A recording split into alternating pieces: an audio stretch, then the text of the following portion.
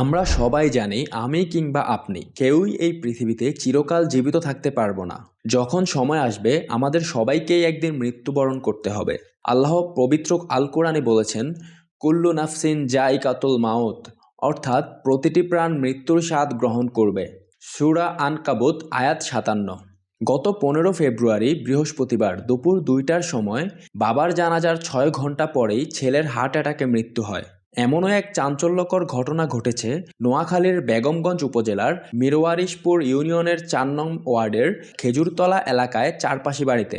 এতে পরিবার ও আত্মীয় স্বজনরা হতবিহ্বল হয়ে পড়েছে।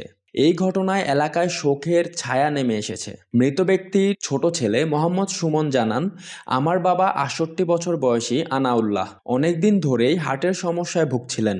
এরপর গত বুধবার দিবাগত রাত ১২টার সময় লিভার নষ্ট হয়ে নিজের বাড়িতেই মারা যান।